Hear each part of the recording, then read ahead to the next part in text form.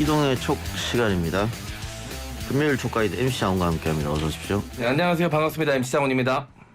네, 어떤 얘기부터 해볼까요? 네, 어제 윤석열 대통령 당선인이 선대본 해산식에서 이 야당과의 협치를 다시 강조를 했습니다. 아무래도 이 여소야대 이 전국을 의식한 발언인 것 같긴 한데 어떻게 보십니까, 이 발언? 뭐 처음 출발하는 거니까 네. 당연히 협치 얘기하지 뭐 싸우겠다고 얘기하겠어요. 너무나 당연한 이야기고. 네. 다만 윤석열 당선자 앞에 놓인 가장 큰 장애물이 야당의 의석입니다. 거대 야당의 의석. 네. 그러니까 야당이 마음 먹고 협조를 하지 않겠다고 생각하면 아무것도 못합니다. 그러니까 네. 당장 뭐 인수위는 뭐 꾸리겠죠. 인수위는 꾸리겠습니다만은 조각부터가 문제인 거 아니에요? 네. 뭐 국무총리부터 시작해서 그 장관 임명 아무도 그 찬성하지 않으면 어떻게 되는 겁니까?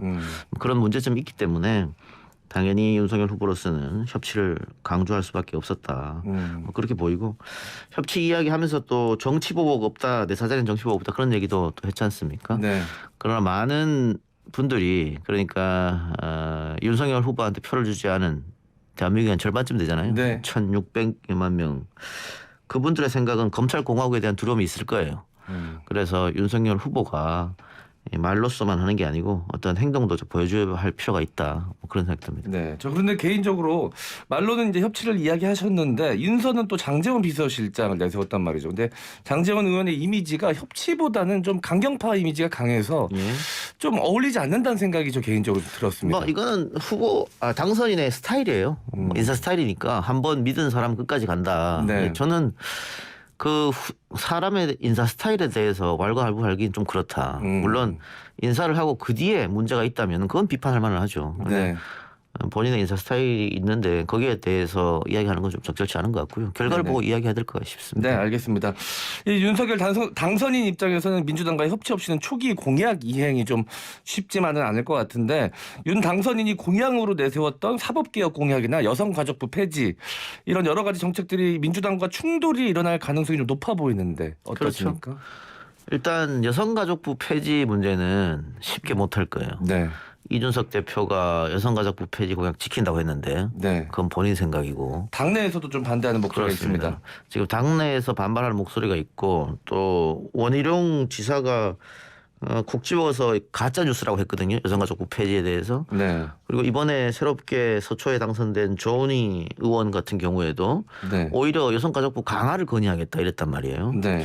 게다가 이준석 대표의 비단 주머니라고 하는 이 남녀 문제, 젠더에서 2030 남성들 위주로의 정책 뿌린 거 네. 결과적으로 절반만 성공했고 실패했다. 네. 뭐 그런 이야기 많고 이준석 대표가 책임져야 된다는 책임론까지 나오고 있거든요. 네. 이 상황에서 여가부 폐지를 계속 밀고 갈 수는 없을 것이다. 그러면 대한민국의 절반인 여성들을 등지고 간다는 얘기인데 네네. 쉽지 않을 거예요. 그래서 아마 당내 반발도 있고 하기 때문에 제가 봤을 때는 뭐 명칭 개편, 네. 명칭을 변경한다든가 혹은 조직 개편 정도에서 마무리되지 않겠느냐. 근데 뭐 명칭 변경하고 조직 개편은 야당도 찬성하는 부분이었고 네. 이재명 후보도 이야기했던 부분인데 그건 어렵지 않을 것이다. 그 선에서 정리가 된다면. 네.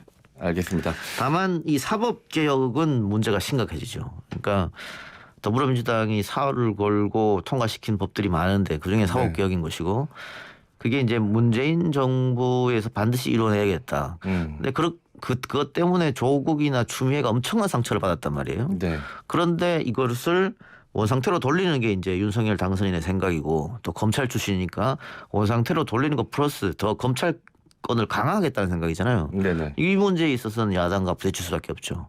그래서 불을 보듯 이걸로 부딪힐 텐데 어느 정도로 정치적 해법을 마련하느냐 그건 이제 당선인과 국민의힘이 정치력을 발휘할 필요가 있다고 저는 봅니다. 네. 그래서 가장 많은 분들이 좀 궁금해하시는 게 앞으로 공수처의 운명입니다. 공수처는 어떻게 해야 될까요? 당선인이 공약으로 공수처 폐지 그랬지 않습니까? 그렇죠. 대통령이 폐지한다고 해서 폐지가 됩니까? 네. 법으로 만들어진 건데. 그럼요. 네, 그럴 수는 없죠. 예, 법으로 만들어졌으니까 폐지를 하려면 또 법으로 폐지시켜야 되잖아요. 네. 그러면 국회에서 해야 되는데 네. 그 이번에 뭐 재보궐에서 국민의힘이 싹쓸이 했다고 하지만 그래도 110석이거든요. 네. 110석을 어떻게 폐지시킵니까? 불가능한 일입니다. 알겠습니다. 예. 자, 다음 주제로 넘어가 보도록 하겠습니다. 윤석열 당선인이 빠르게 풀어야 할 과제가 이 국민의당과의 합당이기도 합니다.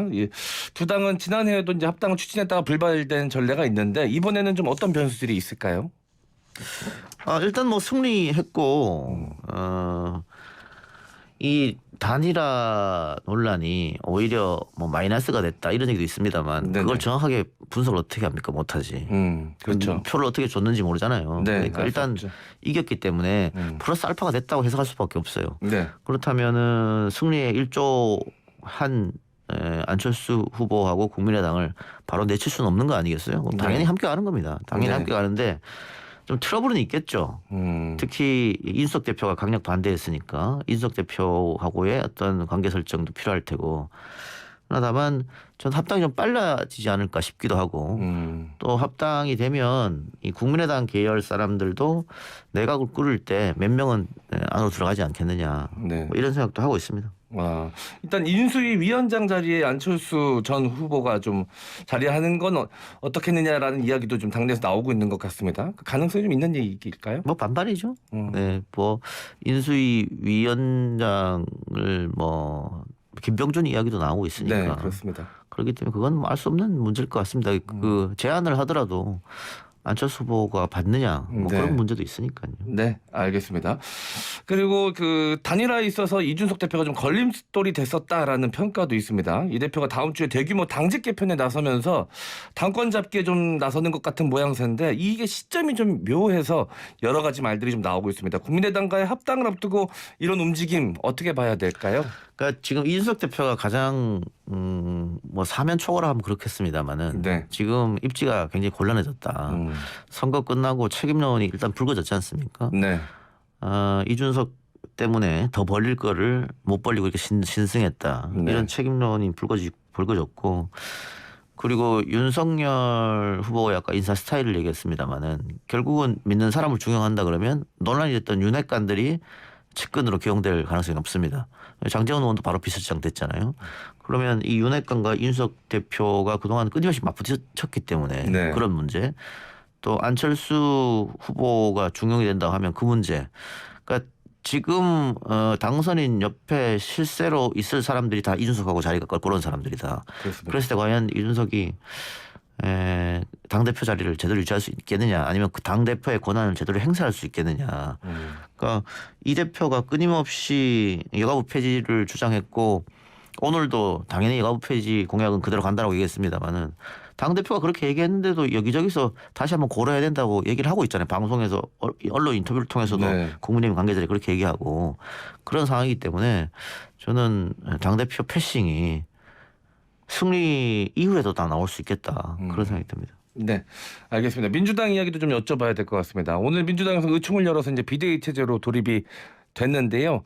김두관 의원이 이제 윤호중 비대위로는 지방선거 힘들다. 이재명 비대위 체제로 가야 된다. 이렇게 이야기를 했습니다. 어떻게 보십니까? 맞는 얘기죠. 윤호중 비대위 체제로 지방선거를 하게 되면 어렵지 않겠느냐. 네. 그런데 뭐 이재명 비대위 체제로 한다고 해서 지방선거를 그럼 민주당이 이겠느냐 어렵거든요. 네. 그러니까 지금 새로운 정부가 5월 달에 꾸려지는 거 아니에요. 네. 인수위를 거쳐가지고. 네. 그리고 한 달 뒤에 지방선거입니다. 네. 그러니까 앞으로 한 석 달, 2달 동안 허니문 관계에 있을 텐데 언론과 네. 윤석열 정부가. 그러니까 윤석열 후보와 언론이 관계가 나쁘지 않았잖아요. 네. 이재명 후보와 언론 관계보다 더 좋았지 않습니까? 네. 그 상태에서 지금 당선이 됐기 때문에 이 허니문 관계에 들어가서 오면 그 윤석열 정부 새로운 정부에 대해서 엄청난 호의적인 호감 있는 네네. 그런 기사들이 쏟아질 겁니다. 네네. 그 상태에서 지방선거가 치러지기 때문에 쉽지 않아요. 그러니까 윤호중 체제로 가면 뭐 100점 100%라 볼 수 있고 이재명 체제로 가게 되면 조금은 낫겠죠. 네. 낫지만 이재명 후보도 상당히 부담스러울 거예요.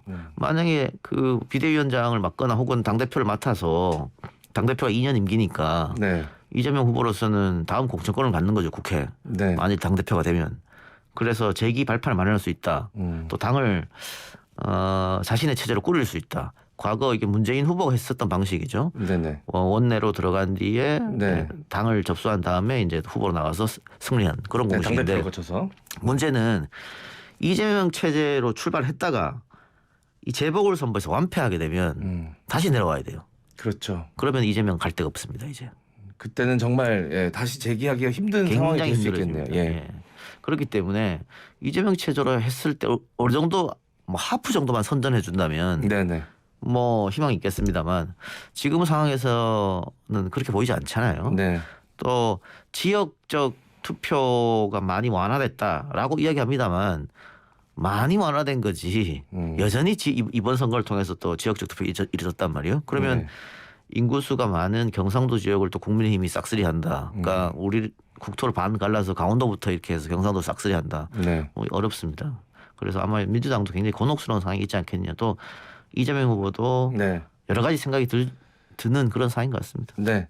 아직 뭐 이런 질문 드리기가 좀 시기상조일 것 같기도 하지만 이재명 후보가 지금 이제 민주당 상임 고문이시죠. 아직 뭐 정치인으로서 은퇴하기엔 젊은 나이이기 때문에 반드시 재기해야 된다라는 이제 목소리들이 있고 본인도 여러 가지로 이제 지지자들을 달래는 모양새에서 계속해서 지지자들과 함께할 모습을 좀 보이고 있는데 우리 이 작가님 생각에는 뭐 여러 가지 이야기가 나오고 있습니다. 다시 뭐 경기도시장, 서울시장 이야기도 나오고 의회 경험도 해봐야 된다라는 이야기도 나오고 뭐 여러 가지 이야기들이 나오고 있는데 우리 이 작가님 생각에는 어떤 게 가장 좀 자연스러운 정계 복귀일까요? 뭐 지금으로서는 당대표 체제가 제일 낫죠. 서울시장도 사실 무리예요. 네.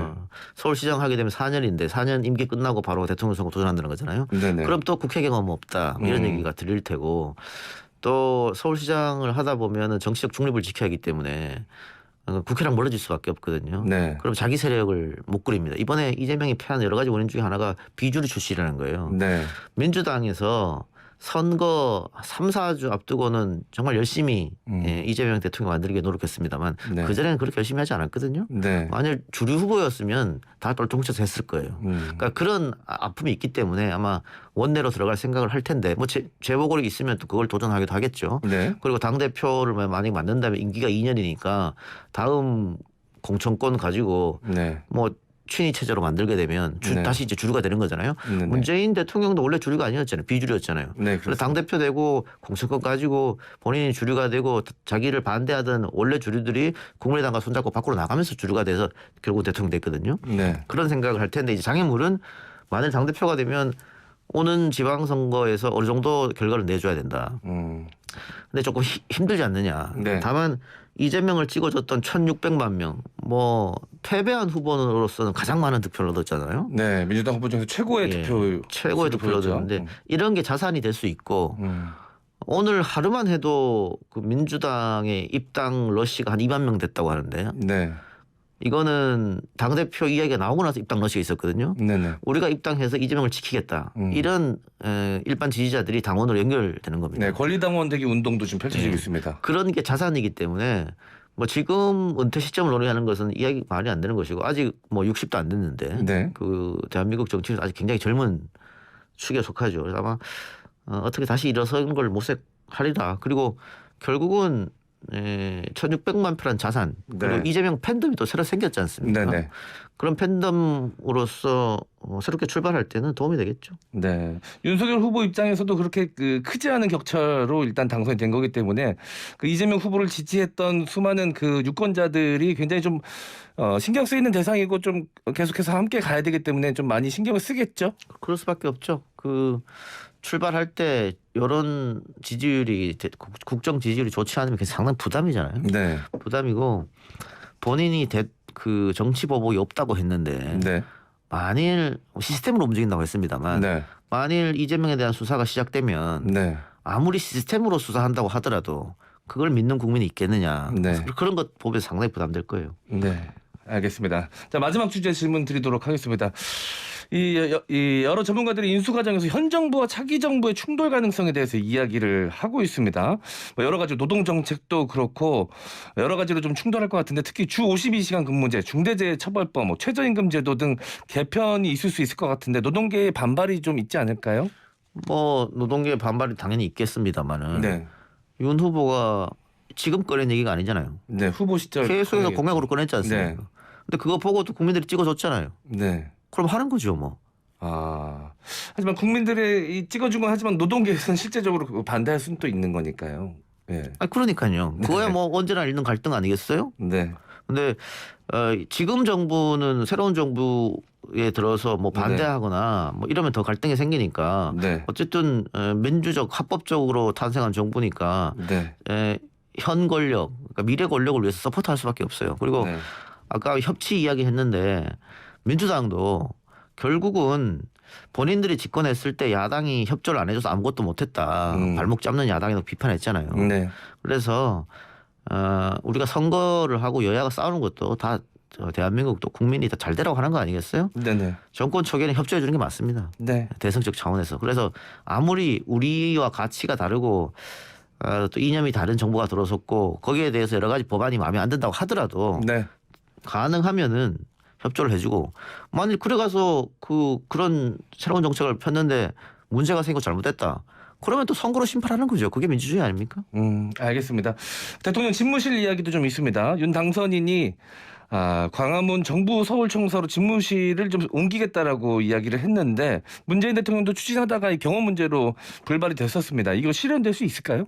어려울 것 같습니다. 네. 뭐 경호 문제부터 시작해서 지금 정부종합청사를 만일 그렇게 쓰면 네.